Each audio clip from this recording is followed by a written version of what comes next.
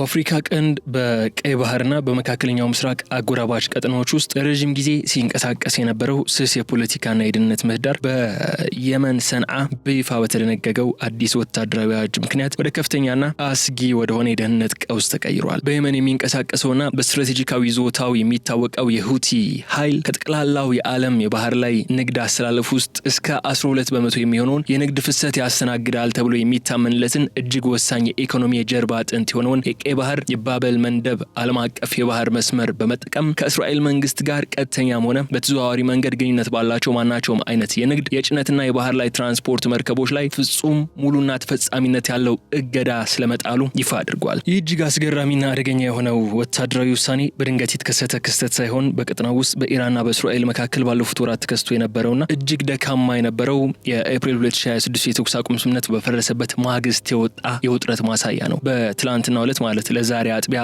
ምሽት ላይ የተፈጠሩ ጉዳዮችን ታስታውሳላችሁ። መቼስ ኢራን በእስራኤል በቤይሩት የምትፈጽማቸውን ጥቃቶች ማታቀውም ከሆነ ወይም ቤይሩትን ቀጥታ አታክ የምታደርግ ከሆነ ኢራን ያጸፋ እርምጃ ለመውሰድ እንደምትገደድ ባስታወቀችው መሰረት ትላንት ሌሊት ላይ ወደ እስራኤል ሚሳኤሎችና ድሮኖች ማስወንጨፏ ኢራን በይፋ ተገልጾ ነበርና ሁቲ ደግሞ ይህ በሆነ በሰዓታት ውስጥ ነው ይህንን መግለጫ ያወጣው። ሁለቱ ሀገራት በመካከለኛው ምስራቅ ልዕለ ኃያል ለመሆን የሚፎካከሩት እስራኤልና ኢራን በጋዛ በሊባኖስና በተከሰቱ ተከታታይ ግጭቶች ሳቢያ በቀጥታ የሚሳኤል የሰው አልባ ድሮኖችና ከባድ የአየር ላይ ጥቃቶችን በይፋ መለዋወጥ ድጋሚ በጀመሩበት በዚህ እጅግ ስስ የሆነው ወቅት የሁቲዎች የታጠረ ወታደራዊ እዝ ከኢራን ጎን መቆሙ በተግባር ለማሳየት ወደ እስራኤል ዋና ከተሞች ቴልአቪቭን ጨምሮ የረጅም ርቀት ሚሳኤል ሊያዘንብ ይችላል በሚባልበት በዚህ ሰዓት በቀይ ባህር ላይ የሚደረጉ ማናቸውም እንቅስቃሴ ህጋዊ ወታደራዊ ኢላማ አድርገው እንደሚመታ በይፋዊ ቃል አቀባያቸው ያህያ ሳሪ በኩል አሳውቀዋል። የሁቲ መሪዎች በዓለም ላይ በነዳጅ አቅርቦትና በንግድ መርከቦች እንቅስቃሴ ቀዳሚና ተወዳዳሪ የሌለው መተላለፊያ ተደርጎ የሚወሰደውን የቀይ ባህርና የባበል መንደብን የባህር ወሽመጥ ወደ ንቁ ወታደራዊ ጦርነት ቀጠና በመቀየር የእስራኤልን መርከቦች ኢላማ ለማድረግ መነሳቱ ከየመን ሉዓላዊ ግዛት ባሻገር በዓለም አቀፉ ጂኦፖለቲካና ኢኮኖሚ ላይ ያላቸውን ስትራቴጂክ የማስገደድ አቅምም በከፍተኛ ደረጃ ያሳዩበት አጋጣሚ ይሆናል። ይህ ውሳኔ ይፋ ከሆነበት ቅጽበት ጀምሮ አጠቃላይ የቀይ ባህር የንግድ መስመር የሚጠቀሙ የመርከብ ኩባንያዎች፣ ዓለም አቀፍ የደህንነት ጥበቃ የሚያደርጉ ምዕራባውያን ወታደራዊ ጥምረቶችና በቀይ ባህር ዳርቻ ላይ የሚገኙ የባህር ጠረፍ ያላቸው መሆኑ የሌላቸው ሀገራት የራሳቸውን ብሔራዊ ደህንነትና የወጪ ገቢ ንግድ መዋቅርን በአስቸኳይና ያለምንም መዘግየት በከፍተኛ ስጋት እንዲገመግሙ ያስገድዳቸው ሁኔታ ላይ ተፈጥሯል። ይህ የሁቲዎች እርምጃ የቀጠናውን ወታደራዊ ኃይል ሚዛን ያናጋ፣ ዓለም አቀፍ ህጎችና ጥያቄ ውስጥ የከተተ እንዲሁም በቀጣዮቹ ወራት በአፍሪካ ቀንድ የኢኮኖሚ ህልውና ላይ የሚከሰተውን ታላቅ መናጋት የመራ መነሻ ነጥብ ሆኖ ነው የተመዘገበው። ይህ ጉዳይ ታዲያ ለኢትዮጵያስ ምን አንድምታ አለው? ሁቲዎች ምንድነው እያሉ ያሉት? ሁቲዎች የእስራኤልን መርከቦች በመስመሩ ላይ እንዳይንቀሳቀሱ ለማድረግ በሚያደርጉት ጥረት የሚፈጠር ውጥረትና ፍጥጫ ለኢትዮጵያ ምን አንድምታ ይኖረዋል የሚለውን ጉዳይ ዛሬ በስፋት የምንመለከተው ጉዳያችን ነው የሚሆነው። ከሁቲ ተነስተን ወደ ኢትዮጵያ መተን እዛ አካባቢ ላይ የሚፈጠር ምንም አይነት ግጭትና ስጋት የኢትዮጵያ ገቢ ወጪ ንግድ በምን መልኩ ተጽዕኖ ያሳድርበታል የሚለውን በስፋት እናነሳዋለን። ስለዚህ አብራችሁን በመቆየት እንድትከታተሉኝ ጋብዛችኋለሁ። የገበያ ሚዲያን የዩቲዩብ ገጽ ሰብስክራይብ አድርጉ፣ ቪዲዮውን ላይክ አድርጉ። ሐሳብ አስተያየታችሁን ደግሞ እንደተለመደው በኮሜንት መስጫው ላይ አስቀምጡልን። ከተከታታይ አጭር መሸጋገሪያ በኋላ ስንመለስ በዝርዝር ጉዳዮች ነው የሚሆነው።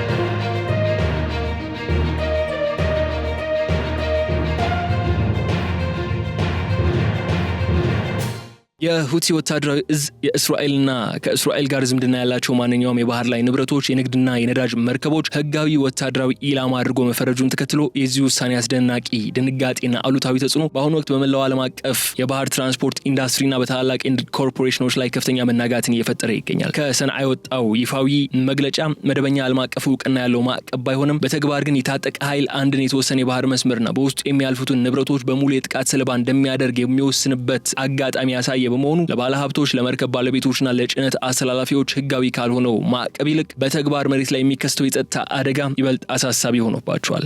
ይህ በመሆኑም ትልቁ ማክሮ ኢኮኖሚያዊ ቀውስ የሚታየው በስዊዝ ካናልና በኤደን ባህረ ሰላጤ በኩል በሚደረጉ መደበኛ የንግድ እንቅስቃሴዎች ላይ በሚፈጠር አጠቃላይ መስተዋጎልና ፍርሃት ላይ ነው። ይህ እገዳ ይፋ በተደረገ በጥቂት ሰዓታት ውስጥ ከዚህ ቀደም በቀይ ባህርና በስዊዝ ካናል በኩል ይመላለሱ የነበሩ በርካታ ታላላቅ ዓለም አቀፍ የባህር ትራንስፖርት ድርጅቶች ወይም ሺፒንግ ላይንስ መርከቦቻቸው አዲስ መመሪያ እስኪሰጣቸው ድረስ ባሉበት አካባቢ ቆም ብለው አስቸኳይ ትዕዛዝ እንዲጠባበቁ ትዕዛዛቸውን አስተላልፈዋል። ዓለም አቀፍ የባህር ላይ ኢንሹራንስ ኩባንያዎችና የደህንነት ስጋት ገምጋሚዎች ወይም ኢንሹራንስ ሲንዲኬትስ እና ዋሪ ፕሮቫይደሮች በቀይ ባህር ቀጠና ላይ የሚጣለውን የአደጋ ክፍያ ታሪፍ ሪስክ ፕሪሚየም በአስቸኳይና በከፍተኛ ሁኔታ ማሻሻል ይጀምራሉ ተብሎም እየተጠበቀ ሲሆን ይህም የጭነት መርከቦች ወይም ይህንን ከፍተኛ አደጋ ያለበትና ሚሳኤል ሊዘንብበት ይችላል ተብሎ የሚሰጋውን የጦርነት ቀጠና እንዲሆን የተፈረደበትን የቀይ ባህር መስመር አቋርጦ እንዲጓዙ ወይም ደግሞ ከፍተኛ ተጨማሪ ወጪ የነዳጅ ፍጆታና ከ2 ሳምንት በላይ የሚረዝም ጊዜን የሚጠይቀውን የአፍሪካ አህጉር በደቡብ አፍሪካ በኩል የመዞር ካፕ ኦፍ ጉድ ሆፕን የመጠቀም ረዥምና አድካሚ አማራጭን እንዲመርጡ ሊገደዱ ይችላሉ ተብሎ ይጠበቃል። የዚህ መስተዋጎል ክብደት እጅግ አደገኛ የሚሆነው ደግሞ በአሁኑ ወቅት በኢራንና በምዕራባውያን ጥምረት መካከል ባለው ጦርነት ምክንያት ዓለም አቀፍ የነዳጅ አቅርቦት ዋነኛ መተላለፊያ የሆነው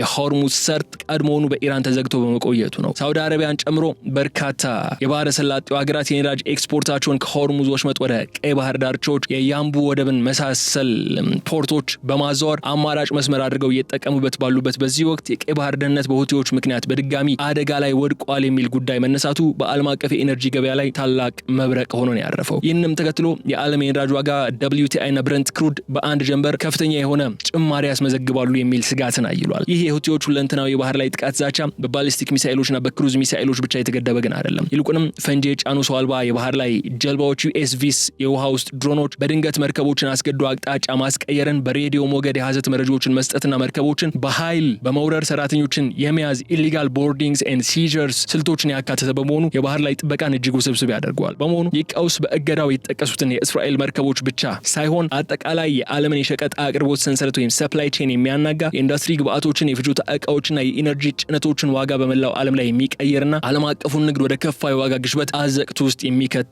ጉዳይ ይሆናል ተብሎ ከፍተኛ ስጋት አድሯል። የሁቲ አማጽያን በቀይ ባህር ዓለም አቀፍ የንግድ መስመር ላይ ጣሉት ይህ የእስራኤል መርከቦች እገዳ ተከትሎ የሚፈጠረውን የደህንነት ቀውስ ከዓለም አቀፋዊ አውድ ጠበብ አድርገን ስንመለከተው የባህር በር የሌላትና በአፍሪካ ቀንድ እምብርት ላይ የምትገኘው ሀገራችን ኢትዮጵያ ለዚህ ቀውስ በቀጥታ እንዲሁም በከፍተኛ ደረጃ ተጋላጭ ቀዳሚ ሀገር ሆና እንድትገኝ ያደርጋታል። ኢትዮጵያ ምንም እንኳን ቀጥተኛ የባህር ጠረፍ የሌላት ከ1985 ወይም ለአውሮፓውያን አቆጣጠር ከ1993 የኤርትራን መገንጠል ተከትሎ ወደ መሬት ላንድ ሎክድ ስቴት የተቀየረች ብትሆንም ለአጠቃላይ ብሔራዊ ህልውና፣ ለኢኮኖሚያዊ መረጋጋትና ለህዝቧ መሰረታዊ ፍላጎቶች አቅርቦት ግን ሙሉ በሙሉ ጥገኝነቷ በዚህ መስመር ወይ በቀይ ባህርና በኤደን ባህረ ሰላጤ ውሃ አካላት ላይ ነው። ከሰን አይመጣው ይህ የጦርነት አዋጅ ከየመን ግዛት ይልቅ በቀጥታ ስትራቴጂካዊ የስጋት ጥላውን የሚያሳርፈው ኢትዮጵያ በመሳሰሉ ሀገራት ላይ ነው ቢባል ማጋነን አይሆንም። የኢትዮጵያ ጂኦግራፊያዊ አቀማመጥ ለባበል መንደብ የባህር ወሽመጥ እጅግ ቅርብ መሆኑ በእነዚህ ውሃ አካላት ላይ የሚከሰት ማንኛውም አይነት ጥቃቅን የደህንነት መበላሸትም ሆነ የታጠቁ ኃይሎች ፍልሚያ በሀገሪቱ ብሔራዊ ደህንነት ላይ ራሱ ቀጥተኛ እንቅፋትንም ይፈጥራል። ኢትዮጵያ ከቅርብ ዓመታት ወዲህ እየገጠማት ባለው ከፍተኛ የውጭ ምንዛሬ እጥረቶች፣ በሀገር ውስጥ በተከሰቱት የተለያዩ ግጭቶች ሳቢያ በደረሱ ኢኮኖሚያዊ ጫናዎችና ተደራራቢ ማክሮ ኢኮኖሚያዊ ቀውሶች ውስጥ የምትንቀሳቀስ ሀገር ነች።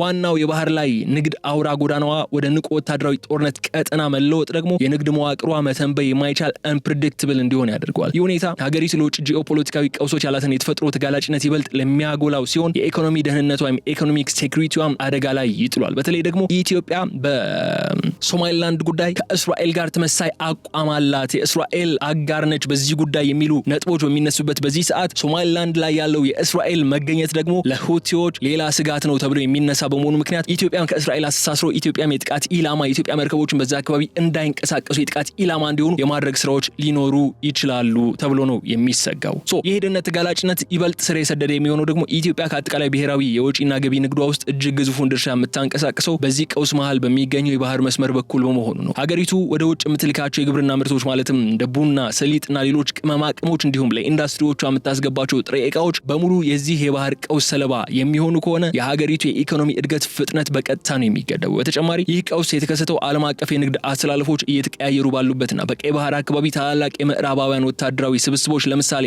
አሜሪካና የአውሮፓ ጥምረት ኃይሎች ከሁቲዎች ጋር የጦርነት ፍልሚያ ለማድረግ ዝግጁ ናቸው በሚባሉበት በዚህ ወቅት ኢትዮጵያ ምንም አይነት ወታደራዊ የባህር ኃይል አቅም ሳይኖራት በሀያላን ሀገራት ፍልሚያ መሃል የመግባት አደጋን የተደቀነባት። የሁቲዎች እገዳ ምንም እንኳን በእስራኤል ላይ ያነጣጠረ ቢሆንም የጂኦግራፊያዊ እውነታው ግን ኢትዮጵያን የዚህ ቀውስ ቀጥተኛ ሰለባ ያደርጋታል። በቀይ ባህር ላይ የሚፈጠረው እያንዳንዱ የሚሳኤል ድምጽና የእገዳ ዛቻ በኢትዮጵያ የፖሊሲ አውጪዎች ጠረጴዛ ላይ ታላቅ የደህንነት ስጋት ሆኖ የሚያስተጋባ ስለመሆኑ የሚያጠራጥራል። ሀገሪቱም በቀጠናው ያላትን ስልታዊ ተሰሚነትና የኢኮኖሚ ሉዓላዊነት ለመጠበቅ የምታደርገውን ጥረት እጅግ ውስብስብና አዳጋች ያደርግባታል። የኢትዮጵያ ቀጠናዊ ተጋላጭነት በተግባር መሬት ላይ የሚገለጸው ደግሞ አዲስ አበባን ከጅቡቲ የባህር ወደቦች ጋር የሚያገናኘው የሀገሪቱ የኢኮኖሚ ህይወት መስመር ኢኮኖሚክ ላይፍ ላይን ተደርጎ በሚወሰደው ወሳኝ የሎጂስቲክስ የትራንስፖርት ኮሪደር ላይ ነው። በአሁኑ ወቅት ከኢትዮጵያ አጠቃላይ ወጪና ገቢ ንግድ ፍላጎቶች መካከል ከ95% በላይ የሚሆነው ግዙፍ ሸቀጥ የምታስተናግደው የሚጓጓዘው በዚህ ነጠላ የንግድ መስመር አማካኝነት በመሆኑ ሀገሪቱ በቀይ ባህር ምዕራባዊ ዳርቻና በኤደን ባህረ ሰላጤ መረጋጋት ላይ ፍጹምና ሙሉ ጥገኝነት አላት። ከሰንዓ የወጣው ይፋዊ የሁቲዎች የጦርነት አዋጅና መግለጫ ደግሞ በቀይ ባህር ላይ የተጣለው ፍጹም እገዳ እስራኤልን ያተኮረው ማለት ነው። ይህንን የኢትዮጵያን ብቸኛ ኢኮኖሚ መተንፈሻ የባህር በር በቀጥታ የአደጋ ቀጠና ውስጥ የሚከተው ነው የሆነው። የሁቲ አማጽያን የጣሉት ይኸው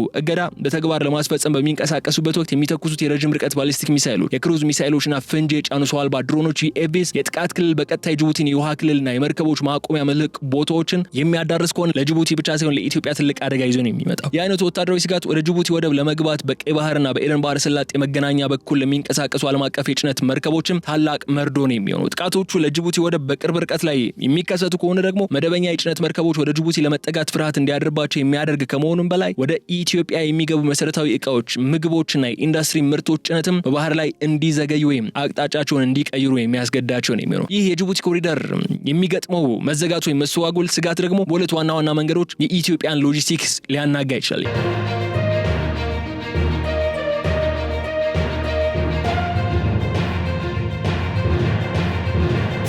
የመጀመሪያው የመርከቦች መምጣት መቀነስ ነው። ብላንክ ሴሊንግ ተብሎ የሚጠራው አንድምታ ማለት ነው። ታላላቅ ዓለም አቀፍ የመርከብ ኩባንያዎች አደጋን በመፍራት የጅቡቲን ወደብ ከጉዞ መስመራቸው ሙሉ በሙሉ ሊያስወጡት ይችላሉ። ይህ በሚሆኑበት ጊዜ ኢትዮጵያ የሚመጡ ሸቀጦች በሌሎች የሩቅ ሀገራት ወደቦች ለምሳሌ በኦማን ወይም በኬንያ ላሙ የመሳሰሉ ወደቦች እንዲራገፉና እንዲከማቹ ስለሚደረግ እቃዎቹን በሌላ ትናንሽ መርከቦች ወይም ፊደርስ ወደ ጅቡቲ ለማምጣት ተጨማሪ ወራትና እጥፍ ወጪን ይጠይቃል። የወደብ መጨናነቅን ነው ሌላኛው ደግሞ። መርከቦች በደህንነት ስጋት ምክንያት በታቀረላቸው ጊዜ መነሳት መድረስ ሳይችሉ የሚቀሩ ከሆነ በጅቡቲ ወደብ ላይ የኮንቴነሮችና የጅምላ ጭነቶች ወይም ባልክ ካርጎ ክምችት በከፍተኛ ሁኔታ ይጨምራል። የመጨናነቅ ደግሞ ኢትዮጵያ በየቀኑ ለጅቡቲ ወደብ የምትከፍለውን የኮንቴነር መዝጊያ ኪራይ ዲሜሬጅ ኮስት በከፍተኛ የውጭ ምንዛሬ መጠን እንድትከፍል ያስገዳታል። የጅቡቲ ኮሪደር በአንድ ነጠላ የባህር በር ላይ ብቻ የመደገፍን አስከፊ የተፈጥሮና የፖለቲካ አደጋን በግልጽ የሚያሳይ ነው። በቀይ ባህር ላይ የተደቀነው የደህንነት ቀውስ ደግሞ የጅቡቲን ወደብ አገልግሎት ማናጋት ከቀጠለ የኢትዮጵያ የወጪ ገቢ ንግድ ፍሰት ሙሉ በሙሉ ሊዘጋ የሚችልበት ሎጂስቲካል ቾክ ሆልድ ስጋት ያለ ሲሆን ይህ በአንድ ሀገር ብሔራዊ ደህንነትና የኢኮኖሚ ህልውና ላይ የሚቃጣም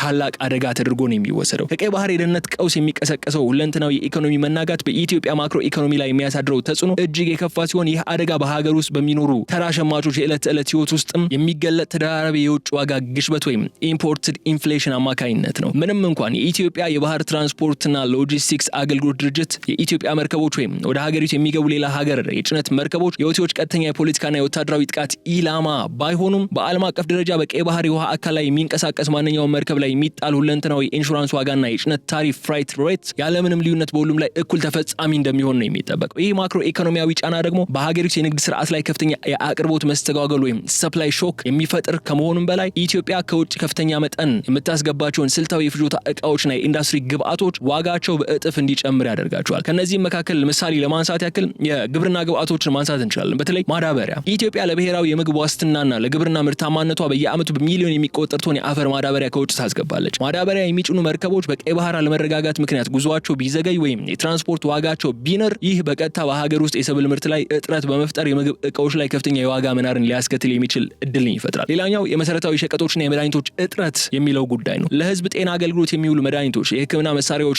ለህፃናት የሚሆኑ አልሚ ምግቦች ሳይቀሩ በዚህ የባህር ላይ እገዳ ምክንያት በታቀደላቸው ጊዜ ወደ ሀገር ውስጥ መግባት የማይችሉበት ሁኔታ ሊፈጠር ይችላል። ይህ ደግሞ በሀገር ውስጥ ገበያ ላይ ሰው ሰራሽ የአቅርቦት እጥረትና የጥቁር ገበያ እንዲፈጠር በርን ይከፍታል። ሌላኛው የኢንዱስትሪ ጥሬ እቃዎች መዘጋት ወይም መቆራረጥ ነው። በሀገር ውስጥ የሚገኙ የአምራች ኢንዱስትሪዎች የጨርቃ ጨርቅና የኮንስትራክሽን ዘርፎች ከውጭ የሚገቡ ማሽነሪዎቻቸውና ብረታ ብረቶችን ጨምሮ የተለያዩ ጥሬ እቃዎችን በጊዜ ማግኘት ባለመቻላቸው የማምረት አቅማቸው በከፍተኛ ደረጃ ይቀንሳል። ይህ ደግሞ በዘርፉ ያሉ የስራ ዕድሎችን አደጋ ላይ ይጥላል። ወደ አፍሪካ ቀንድና ወደ ጅቡቲ የሚመጡ ጭነቶች የትራንስፖርት ዋጋ በከፍተኛ ሁኔታ ሲጨምር በኢትዮጵያ የውስጥ ገበያ እነዚህ አስፈላጊ ምርቶች መወደድ የመጨረሻውን ሸማች ማህበረሰብ በቀጥታ የሚጎዱ ነው የሚሆኑት። ይህ ሁኔታ ደግሞ የኢትዮጵያ ብሔራዊ ባንክና የኢኮኖሚ ባለስልጣናት የሀገሪቱን የገንዘብ ዋጋ ለማረጋጋትና የዋጋ ግሽበትን በነጠላ አሃዝ ለመገደብ የሚያደርጉትን ማክሮ ኢኮኖሚካዊ ጥረት ሙሉ በሙሉ የሚያደናቅፍ ይሆናል። በቀይ ባህር ላይ የተደቀነው ይህ ወታደራዊ አደጋ ኢትዮጵያን በቀጥታ ታርጌት ያደረገ ባይሆንም የኢትዮጵያን የግል ዘርፍ የንግድ እንቅስቃሴ ሊያዳክም የሚችል የተራው ዜጋ የመግዛት አቅም በማውደም ከባድ የፋይናንስና የማህበራዊ ኑሮ ጫናን የሚፈጥር ሊሆን ይችላል። ማለት በምን እንረዳዋለን መሰላችሁ? ሁቲዎች እኮ የእስራኤልን መርከቦች ከእስራኤል ጋር አፊሊየትድ የሆኑ መርከቦችን ነው ብሎክ አድርጌያለሁ ያለው ልትሉ ትችሉ ይሆናል። ሆርሙዝ ላይ ምንድነው የተፈጠረው? ከኢራን ጋር ጥሩ ወዳጅነት ያላቸው ሀገራት እኮ መርከቦቻቸውን ከብሎኬዱ በፊት በነበረው ጊዜ በተለይ በነጻነት መርከቦቻቸውን መስመሩን ሊያቋርጡ ችለው ነበር። ኢቨን ብሎኬድ እያለ አሜሪካ መርከቦቿን አሰማርታ ብሎኬድ በምታደርግበት ሰዓትም ኢራን የፈቀደችላቸው መርከቦች በባህር መስመሩ ሲያልፉ ነበር አይደለ? ብሎክ የተደረጉት ምንድናቸው? በዚያ ጦርነት ላይ ከአሜሪካና ከእስራኤል ጎን ቆመዋል፣ ተሰልፈዋል የተባሉ ሀገራት ናቸው ያንን ብሎኬድ ያጋጠማቸው ሆርሙዝን አክሰስ ማድረግ ያልቻሉ። እስራኤልም ተመሳሳይ ነገር ነው የሚያጋጥመው። የእስራኤል መርከቦችን ብሎክ አደርጋለሁ ሲል የየመኑ አማጺ ሁቲ አንደኛ ከእስራኤል ጋር ግንኙነት ያላቸው ሀገራት ተመሳሳይ ዕጣ ሊያጋጥማቸው ይችላል። ሁለተኛ ደግሞ በዛ መስመር ላይ የእስራኤልን መርከቦች ለመገደብ በሚል የሚደረጉ እንቅስቃሴዎች፣ የሚተኮሱ ድሮኖችና ሚሳኤሎች የመርከብ ደህንነት ወይም ኢንሹራንስ ሰጪ ተቋማት በዛ መስመር ለሚንቀሳቀሱ መርከቦች የኢንሹራንስ ዋጋቸው ይሄ ዋር ሪስክ ፕሪሚየም የምንለው አለ አይደል? እሱ እንዲጨምር ያደርጋሉ። እሱን ላለመክፈል ኬፕ ኦፍ ጉድ ሆፕን ለመዞር የሚገደዱ ከሆነ መርከቦች ወይም ደግሞ ጅቡቲ ድረስ መጥቶ ማራገፍ የማይችሉ ከሆነ የኢትዮጵያ መርከቦች ለኢትዮጵያ ተጨማሪ ወጪን አደጋን ይዞ ይመጣል የሚል ጉዳይ ነው እያነሳን ያለ ነው። የሁቲ አማጺያን በእስራኤል መርከቦች ላይ የተጣለው ፍጹም የሆነ የባህር ላይ እገዳ የኢትዮጵያን ማክሮ ኢኮኖሚ ሊያናጉ ከሚችሉ መንገዶች ሁሉ አደገኛውና ፈጣኑ ስጋት አድርገን ልንቀርጸው እንችላለን። በሀገሪቱ ብሔራዊ የኢነርጂ ደህንነት ወይም ኢነርጂ ሴኩሪቲና ቀድሞውን በከፍተኛ ደረጃ ችግር አለበት፣ እጥረት አለበት በሚባለው የውጭ ምንዛሬ ክምችት ፎሬን ኤክስቼንጅ ሪዘርቭ ምንም እንኳን መሻሻሎች ቢኖሩትም ማለት ነው የሚፈጥረው ትልቅ ጫና አለ። ኢትዮጵያ ለትራንስፖርት ለኢንዱስትሪና ለግብርና ሜካናይዜሽን የምትጠቀመውን የተጣራ የነዳጅ ምርት ቤንዚን፣ ናፍጣ፣ የአውሮፕላን ነዳጅ ማለት ነው 100% የምታስገባው ከውጭ ሀገራት ነው።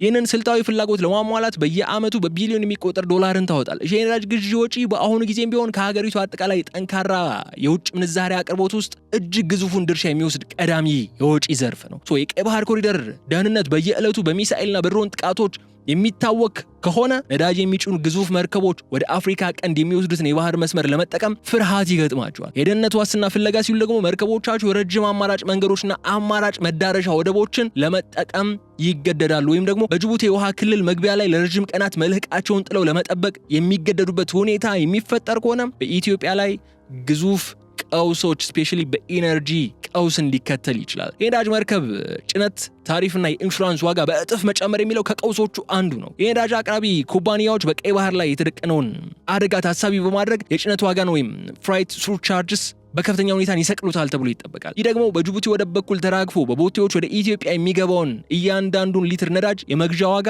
ላንድድ ኮስቱ በእጅጉ እንዲጨምር ያደርገዋል። ሌላኛው የውጭ ምንዛሬ ክምችት አላስፈላጊ ወጪ እንድታወጣ ወይም እንድታማጥጥ የሚያደርገው አጋጣሚ ነው። የነዳጅ ዋጋ በዓለም አቀፍ ደረጃና በትራንስፖርት ማነቆች ምክንያት ሲንር የኢትዮጵያ መንግስት የተወሰነውን የነዳጅ መጠን ለመግዛት ብቻ ቀድሞውኑ ካቀደው በላይ ተጨማሪ በሚሊዮን የሚቆጠር የዶላር ውጭ ምንዛሬ ለመክፈል ይገደዳል። ይህ ደግሞ ሀገሪቱ ሌሎች ወሳኝ ዘርፎች ለምሳሌ ለኢንዱስትሪ ግብአቶች ለብሔራዊ ዕዳ ክፍያ ልታውለው የነበረውን የውጭ ምንዛሬ ክምችት ብለንትሊ የሚያሟጥጥ ነው የሚሆነው። ይህ እውነታ የኢትዮጵያ መንግስትና የፖሊሲ አውጪዎች እጅግ ከባድና አስጨናቂውን የፊስካል ፖሊሲ ምርጫዎችን እንዲያደርጉም የሚያስገድዳቸው ነው የሚሆነው። መንግስት በሀገር ውስጥ የሚኖረውን የኑሮ ውድነት ለመቀነስ ሲል በነዳጅ ላይ የሚሰጠውን የሀገር ውስጥ ድጎማ ወይም ፊውል ሰብሲዲስ ለማሳደግ ይገደድ ይችላል። ይህ ውሳኔ ደግሞ የሀገሪቱ ብሔራዊ ግምጃ ቤትና በጀት የሚያደህይ ነው የሚሆነው። በአንጻሩ መንግስት ይህንን ጫና መቋቋም አቅቶት በማደያ ጣቢያዎች ላይ የነዳጅ ዋጋ ጭማሪን የሚፈቅድ ከሆነ የእርምጃ በሀገር ውስጥ ትራንስፖርት፣ በምግብ ምርቶች ስርጭትና በግብርና ዘርፎች ላይ ሰንሰለታማ የዋጋ ግሽበትን በመቀስቀስ አጠቃላይ የሀገሪቱን የኢኮኖሚ መዋቅር ወደ ከፋ ቀውስ ውስጥ ነው የሚከተው። በቀይ ባህር ላይ የተከሰተው የደህንነት ቀውስና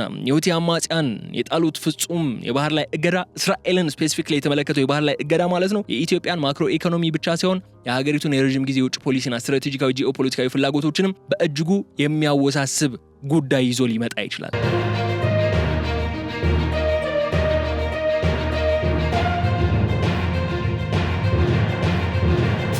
ይህ ዓለም አቀፍ ቀውስ የተከሰተበት ወቅት ኢትዮጵያ በታሪኳ ለብሔራዊ ደህንነቷና ለኢኮኖሚ እድገቷ ወሳኝ ነው ያለችውን የባህር በር አማራጮችን ለማስፋፋትና የጅቡቲን ብቸኛ ጥገኝነት ለመቀነስ እጅግ ከፍተኛና ስሜታዊ ዲፕሎማሲ እንቅስቃሴ ያደረገችበት ልዩ ምዕራፍ መሆኑን ደግሞ መገንዘብ አለብን። በተለይ ሀገሪቱ ለኤደን ባህረ ሰላጤና ለቀይ ባህር መግቢያ እጅግ ስልታዊ በሆነ ቦታ ላይ የንግድ ወደብና አስተማማኝ የባህር ኃይል ወደብ ወይም ኔቫል ቤዝ ለማግኘት ከሶማሊላንድ ጋር የተፈራረመችው የመግባቢያው ስምምነት አለ የዛሬ 2 ዓመት ገደማ። እሱን ከዲፕሎማሲያዊ ጫና ውጪ ሆና ተፈጻሚ ለማድረግ ከነ እስራኤልም ከነ አሜሪካም ጋር ጥረቶች በምታደርግበት ተብሎ በሚታመንበት በዚህ ወቅት የቀይ ባህር ወደ ወታደራዊ ቀጠናነት መለወጥ በኢትዮጵያ እቅዶች ላይ ትልቅ እንቅፋትን የሚደቅን ነው። የሁቲዎች የባህር ላይ ጥቃትና የሀያላን ሀገራት አጸፋዊ እርምጃ በቀይ ባህር አካባቢ የሚፈጥረው አዲስ ጂኦፖለቲካዊ እውነታ የኢትዮጵያን የባህር በር ምኞቶች በተለያዩ መንገዶች ውስብስብ ማዕበል ውስጥ የሚከተው ይሆናል። የመጀመሪያው የቀይ ባህር ወታደራዊ መናኸሪያ መሆን ነው፣ ወይ ሚሊታራይዜሽን ኦፍ ሬድ ሲ ብለን የምንጠራው ማለት ነው። የሁቲዎችን እስራኤል ላይ የጣሉትን እገዳ ለመቀልበስና የንግድ መርከቦችን ደህንነት ለመጠበቅ በሚል የአሜሪካ፣ የታላቋ ብሪታንያ፣ የአውሮፓ ህብረትና የሌሎች ሀያላን ሀገራት ጦር መርከቦች በቀጠናው በከፍተኛ ሁኔታ ሊሰማሩ ይችላሉ። ይህ የዓለም የልዕለ ሀያላን ሀገራት የጦር መሳሪያ ፍልሚያ መድረክ መሆን ማለት ደግሞ ኢትዮጵያ ወደፊት ልትመሰረተው የምታስበውና ገና በጅምር ደረጃ ላይ የሚገኘውን የባህር ኃይል ግንባታ ስምሪት እጅግ አደገኛና የተጋለጠ እንዲሆን ያደርገዋል። ሌላኛው የቀጠናው ሀገራት ጥንቃቄና ዲፕሎማሲያዊ መገፋፋት ነው። በቀይ ባህር ላይ የተደቀነው የደህንነት ስጋት የአካባቢውን የባህር ጠረፍ ያላቸው ሀገራት ልክ እንደ ሶማሊያ፣ ኤርትራ፣ ግብጽ የመሳሰሉ ሀገራት የጸጥታ ስጋት ከፍ እንዲል ያደርገዋል። እነዚህ ሀገራት የባህር ክልላቸውን ደህንነት በከፍተኛ ሁኔታ ለመጠበቅ በሚንቀሳቀሱበትና አዲስ ወታደራዊ ጥምረት በሚፈጥሩበት በዚህ ወቅት የኢትዮጵያ አዲስ የወደብና የባህር ኃይል ይዞታ ፍላጎት በቀጠናው ሀገራት ዘንድ ይበልጥ ጥርጣሬ የፈጠረ ሆኖ እንዲታይና ዲፕሎማሲያዊ ተቃውሞዎች እንዲበረቱም ሊያደርግ የሚችል ነው። ሌላኛው የመሰረተ ልማት ግንባታ ዋስትና ማጣት ነው። ኢትዮጵያ ከጅቡቲ በተጨማሪ አዳዲስ አማራጭ ወደቦችን ለምሳሌ የሶማሊላንዱን በርበራ ወደብ ወይም የኬንያውን ላሙ ወደብ ለመጠቀምና የውስጥ የባቡርና የጭነት መሰረተ ልማቶችን ለመዘርጋት የምታደርገው ጥረት ከፍተኛ የውጭ ኢንቨስትመንትና ካፒታልን ይጠይቃል። ሆኖም ግን አጠቃላይ የቀይ ባህርና የኤደን ባህር ሰላጤ የውሃ አካል በሁቲ ሚሳኤሎች ምክንያት ያልተረጋጋ ቀጠና መሆኑ ዓለም አቀፍ አበዳሪዎችና ታላላቅ የልማት አጋሮች በእነዚህ የኮሪደር መሰረተ ልማቶች ላይ መዋዕለ ንዋያቸውን ለማፍሰስ ዋስትና እንዲያጡ ያደርጋቸዋል። ይህ የባህር ላይ አለመረጋጋት የኢትዮጵያን የጂኦፖለቲካ ስሌቶች ሙሉ በሙሉ የሚቀይር ነው የሚሆነው። የባህር በር ማግኘት ለአንድ ሀገር የኢኮኖሚ ነጻነት ወሳኝ ቢሆንም የሚገኘው የባህር በር መግቢያ ራሱ በአስፈሪ የኃይላት ፉክክርና በሚሳኤል ጥቃቶች የተከበበ የስጋት ቀጠና መሆኑ ግን የኢትዮጵያን የዲፕሎማሲ ጉዞ እጅግ ጠባብና ጥንቃቄ የተሞላበት እንዲሆን የሚያስገድድ ነው የሚሆነው። ይህንን ብለን የዕለቱን የልዩ ጥንቅር ፕሮግራማችን አጠቃለን ሰናበት። የተከበራችሁ የገበያ ሚዲያ ተከታታዮቻችን በቀይ ባህር ላይ የተደቀነው ይህ ሁለንተናዊ ቀውስና በሁቲ አማጽያን በእስራኤል ላይ የተጣለው ፍጹም የባህር ላይ እገዳ የባህር በር ለሌላት ሀገራችን ኢትዮጵያ ስልታዊ ማስጠንቀቂያና የፖሊሲ ማስተካከያ ጥሪም ተደርጎ ሊወሰድ የሚገባው ነገር ነው። ይህ ክስተት ጂኦግራፊያዊ አቀማመጥና የፖለቲካ ሉዓላዊነት ምን ያህል የተሳሰሩ መሆናቸውን ያሳየ ብቻ ሳይሆን በአንድ ነጠላ የባህር በር በጅቡቲ ኮሪደር ላይ ብቻ መደገፍ ለአጠቃላይ ብሔራዊ ደህንነት ምን ያህል አስጊ እንደሆነ በተግባር ያስመሰከረ ነው። ይህንን ፍሉይድና ተለዋዋጭ የባህር ላይ ቀውስ ለመቋቋም የኢትዮጵያ ፖሊሲ አውጪዎች የአጭርና የረጅም ጊዜ ስትራቴጂካዊ መፍትሄዎችን በአስቸኳይ በመተግበር ነው መንቀሳቀስ የሚኖርባቸው። ሀገሪቱ የኢኮኖሚ ህልውናዋን ለመጠበቅ በቀጣይ ልትከተላቸው የሚገቡ ዋና ዋና ስትራቴጂካዊ መንገዶች ምንድናቸው የሚል ካነሳችሁ ደግሞ አንድ ሁለት ብለን እንጥቀስና ፕሮግራሙን እናጠቃልለዋለን። የመጀመሪያው የየብስ ትራንስፖርት ኮሪደሮችን በአስቸኳይ ማብዛት ነው። ኮሪደር ዳይቨርሲፊኬሽን የምንለው ማለት ነው። ኢትዮጵያ በጅቡቲ መስመር ላይ የተጫነውን የሎጂስቲክስ ማነቆ ለመቀነስ ወደ ኬንያው ላሙ ወደብ የሚወስደውን የላፕሴት ፕሮጀክትና የሞያሌን የየብስ ኮሪደር አጠቃቀም በከፍተኛ ፍጥነት ማሳደግ ይጠበቅባታል። ከዚህ በተጨማሪ ደግሞ በምስራቅ አፍሪካ ቀጠና ውስጥ የሚገኙ አማራጭ የየብስ ትራንስፖርት መስመሮች ለምሳሌ የሱዳን ወደቦችን ሁኔታን ጨምሮ የባቡር መሰረተ ልማቶችን ማሳደግ የአቅርቦት ዋስትናን ለመፍጠር ወሳኝ አማራጭ ሆኖ ሊወሰድ ይችላል። አዚስ ታይም የሱዳኑ ጉዳይ አክቹዋል ወይም ፋክቹዋል ጉዳይ ሆኖ የሚወሰድ ባይሆንም ሱዳን ለራሷ በአሳዛኝ የእርስ በርስ ጦርነትና እልቂት ውስጥ ያለች ሀገር ስለሆነች ነው። ግን ከሱዳን ባሻገር የላሙ ወደብን ጉዳይ የላፕሴትን ኮሪደር ጉዳይ ማጤን የሚገባን ጊዜ ላይ ነው የምንገኘው። ሌላኛው የሀገር ውስጥ ሎጂስቲክስና የክምችት አቅምን ማጠናከር ነው። ሎጂስቲካል ሬዚሊያንስ የምንለው ወደ ሀገር ውስጥ የሚገቡ ስልታዊ ሸቀጦች፣ መድኃኒቶች፣ በተለይም የነዳጅ ምርቶች በባህር ላይ በሚፈጠር መስተዋጎል ሳቢያ በአንድ ጀንበር በሀገር ውስጥ ቀውስ እንዳይፈጥሩ በሀገር ውስጥ ያሉትን የደረቅ ወደቦች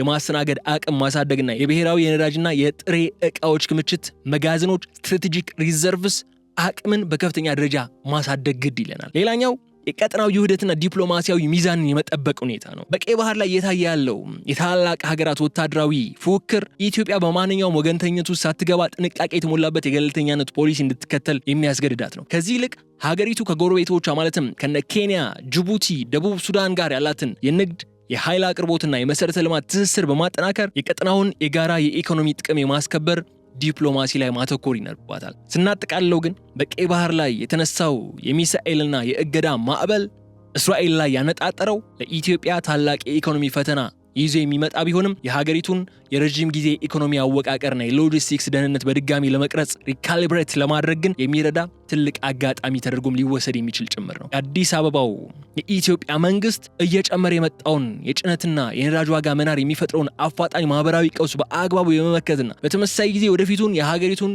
የባህር በር ስትራቴጂ ከአደጋ ነፃ በሆነ መንገድ የመምራት ዱዋል ፈተና ከፊቱ አለ።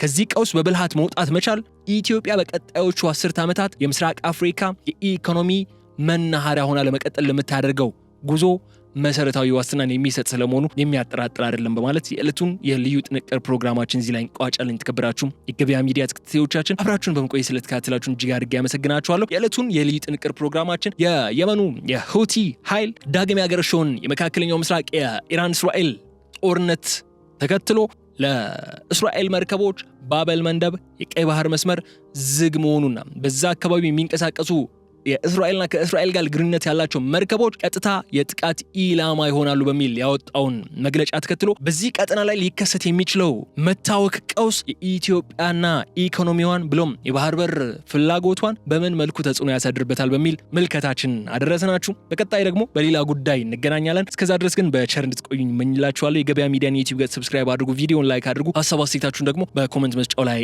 አስቀምጡልን። በቀጣይ እስክንገናኝ ድረስ በቸር ሰንብቱልኝ። ሰላም።